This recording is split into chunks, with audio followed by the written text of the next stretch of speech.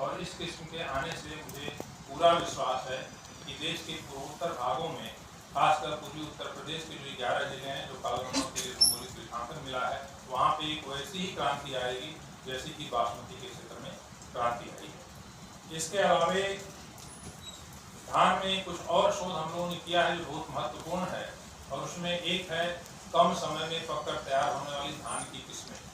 आप जानते हैं हमारे संस्थान के द्वारा विकसित एक किस्म पूसा 44 है जो कि 155-160 दिन में पककर तैयार होती थी, और इसके चलते धान की कटाई और गेहूं की बुआई के बीच में समय बिल्कुल कम रहता था, और अक्सर किसान धान की पराली में आग लगाते थे, प्रदूषण की समस्या होती थी।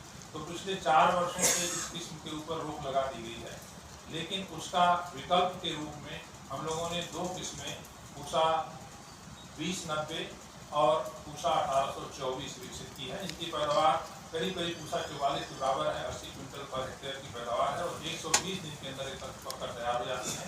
तो इन किस्मों को कटाई के बाद सितंबर 15 के आसपास कट जाएंगी। 1 महीने का समय गेहूं की बुआई से पहले मिलेगा, तो पराली जलाने की समस्या इसमें नहीं आएगी। उसी तरह से बासमती की जो हमारी 2 किस्में हैं, 3 किस्में बल्कि 1847, 1509 और 1692, ये भी 120 दिन में पककर तैयार हो जाती हैं। 20 से लेकर 20 तक की अवधि है। तो इससे भी करीब 6-7 लाख हेक्टेयर में जहाँ पे पहले आग ज़्यादा लगाई जाती थी, उसकी संख्या में कमी आएगी इन किस्मों की खेती बड़े पैमाने पर होने की।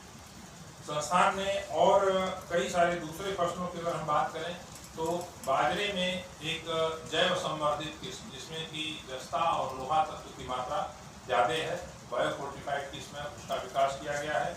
और चने में एक किस्म जो कि सूखा रोधी है, उसको निकालें, क्योंकि चना आमतौर पे उन क्षेत्रों में, असिंचित क्षेत्रों में होता है, और पानी की अगर सुविधा नहीं मिली या बरसात समय पर नहीं हुई तो ऐसी स्थिति में पैदावार बहुत कम हो जाती है। तो उसमें एक सूखा रोधी किस्म जिसका 102-17 नंबर है, ये विकसित की गई है। और अरहर में एक संकर किस्म विकसित की गई है, पूसा अरहर 5। मूंग और मसूर में कई किस्में विकसित की गई हैं जो कि सूखा रोधी हैं और लवणता रोधी हैं, जो कि खारा पानी जहाँ पे है वहाँ पे भी खेती अच्छी तरह से हो जाती है। सरसों में जैसा कि आप जानते हैं, हम बाहर से कनोला गुणवत्ता का तेल मंगाते हैं, जिसमें एरोसिक अम्ल और ग्लूकोसिनोलेज एक तत्व होता है जो खली में पाया जाता है। तो ऐसी खली सरसों की अगर हम उन जानवरों को खिलाते हैं जो जुगाली नहीं करते हैं, जैसे आपको पिगरी है, पोल्ट्री है, तो उसमें घेंघे का रोग हो जाता है। इसकी वजह से सरसों की खली में प्रोटीन की मात्रा बहुत ज़्यादा होती है, इसके बावजूद भी उसको हम इन जानवरों को नहीं खिला सकते हैं, पोल्ट्री पिगरी को हम नहीं दे सकते हैं। तो इसमें सुधार करके जो इंडियन कनोला है, जिसको हम इंडोला के नाम से जानते हैं, उस तरह की 2 किस्में विकसित की गई हैं, जिसमें एरोसिक अम्ल की मात्रा 2% से कम है और ग्लूकोसिनोलेट की मात्रा भी 20 माइक्रोमोल से कम है। इसमें पूसा 00 मस्टर्ड 35 और पूसा 00 मस्टर्ड 36, ये 2 किस्में विकसित की गई हैं। पैदावार भी इनकी काफ़ी अच्छी है। जो पहली किस्म हमारी पूसा 00 मस्टर्ड 31 थी, उसके तुलना में करीब 15% इनकी पैदावार ज़्यादा है। इन किस्मों के आने से निश्चित रूप से एक क्रांति सरसों के उत्पादन में, तिलहन जो कि हमारा एक सबसे मुख्य मुद्दा है, करीब 1,50,000 करोड़ रुपए के आसपास का गत वर्ष जो है खाद्यान्न तेल जो है इम्पोर्ट किया गया था। तो ये सरकार की प्राथमिकता भी है। अभी बजट में भी इस बात के ऊपर विशेष जोर दिया गया है कि इस प्रकार से हम तिलहन और दलहन के क्षेत्र में आत्मनिर्भर हों।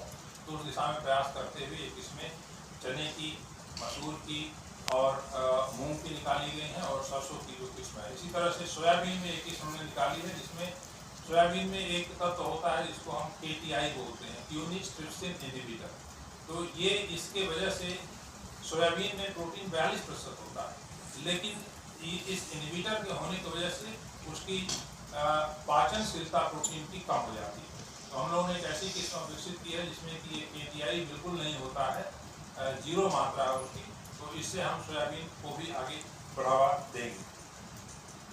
आम में जैसा कि आप जानते हैं, जो पुरानी किस्में हैं, चाहे हम लंगड़ा की बात करें, चौसा की बात करें, दशहरी की बात करें, तो इनका मैनेजमेंट बहुत मुश्किल होता था।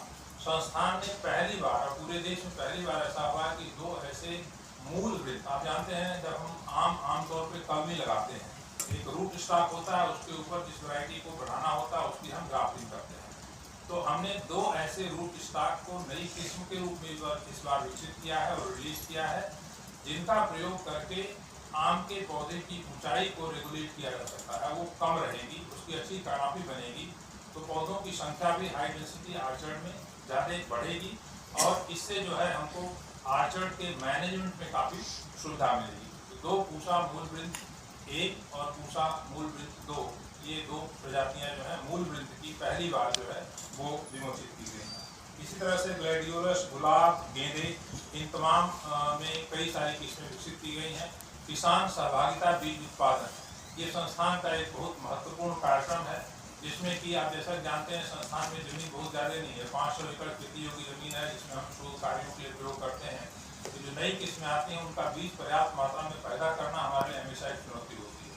तो दिल्ली से अपने संस्थान से करीब 125 किलोमीटर के दायरे में हमने कुछ किसानों को चुना है जो प्रगतिशील किसान हैं। उनके यहाँ हम ब्रीडर सीड दे करके उनके यहाँ बीज पैदा करवाते हैं और वो बीज ले करके अपने संस्थान में वापस आते हैं, उसकी प्रॉपर मॉनिटरिंग करते हैं, फिर उसकी प्रोसेसिंग पैकेजिंग कराकर किसानों को देते हैं। तो कृषक सहभागिता बीज उत्पादन में जो किसान जुड़े हुए हैं उनकी आय जो है सामान्य किसानों की तुलना में 2.5 गुना 3 गुना ज़्यादा होती है। इसका एक और प्रभाव हुआ है कि जब हम बीज के लिए फसल का प्रयोग करते हैं तो उसको जो आस पड़ोस के किसान आते हैं उन किसानों के खेत पर देखते हैं तो उससे खुद प्रभावित होते हैं और अपनी खेती में सुधार करते हैं। इसके साथ ही साथ नई किस्मों का बीज जो इन किसानों के यहाँ उत्पादित होता है वो सुलभता से वहाँ पर किसानों को मिल जाता है, इससे हमारी किस्में बहुत तेजी से फैलती हैं। तो कृषक सहभागिता बीज उत्पादन कार्यक्रम हमारा जो है हमारे इंदौर क्षेत्र में, दिल्ली में, करनाल में सभी जगह बहुत बड़े पैमाने पर किया जा रहा है। अब हम बात करें अगर पराली के प्रदूषण की, जैसा कि आप जानते हैं संस्थान के द्वारा सेटेलाइट के माध्यम से हमारा खुद का अपना स्टेशन है और पराली जलाने की जो घटनाएं होती हैं उनकी मॉनिटरिंग संस्थान के द्वारा की जाती है और ये आंकड़ा जो है वो कृषि मंत्रालय को हमेशा दिया जाता है। पिछले वर्ष जो आंकड़े अगर हम देखें तो उसमें पंजाब में पराली जलाने की घटनाओं में 25% की कमी आई है, हरियाणा में करीब 35% की कमी आई है। लेकिन चिंताजनक बात थी कि यूपी में और राजस्थान में ये घटनाएं थोड़ी बढ़ी। तो एक तरह तो हम इसकी मॉनिटरिंग करते हैं, उसके साथ साथ सरकार के द्वारा जो उपाय किए जा रहे हैं कि पराली जलाने की घटनाओं को कैसे हम कम करें, जैसे मैंने बताया कि कम अवधि फसलों का विकास करके, मशीनों का उपयोग करके इस क्षेत्र में काफ़ी काम हो रहा है। इसके साथ ही साथ जो इस बार जो उनका कृषि विज्ञान मेले का विषय है वो उद्यमिता से समृद्ध किसान, एंटरप्रेन्योरशिप और इससे किसान की प्रॉस्पेरिटी कैसे आएगी, इस विषय के ऊपर हम मेला लगा रहे हैं।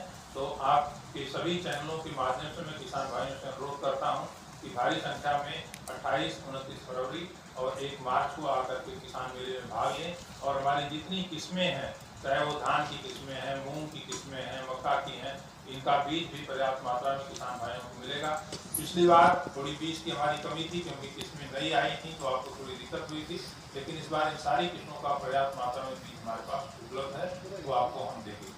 और बहुत जल्दी ही 2-3 दिन के अंदर ही हम ऑनलाइन बुकिंग भी शुरू कर रहे हैं, जिसमें कि IRI की वेबसाइट पर जा करके आप पैसा जमा करके जिस किस्म का जितना बीज चाहिए आप बुकिंग करा के रख सकते हैं और वो रसीद आप जब मेले में आएंगे, मेला भ्रमण करेंगे, आपको लाइन में लगने की जरूरत नहीं, अपना रसीद दिखाएं, बीज उठाएं और चले जाएं। बाकी व्यवस्था हम करेंगे। कई बार किसान भाई 2 क्विंटल 3 क्विंटल बीज लेते हैं तो उनको मेला से और गेट तक जाने में दिक्कत होती है, तो इस बार हमने ट्रांसपोर्ट की बहुत अच्छी व्यवस्था की है। सभी लोगों को उनके बीज के साथ गेट तक हम छोड़ने की व्यवस्था करेंगे। धन्यवाद।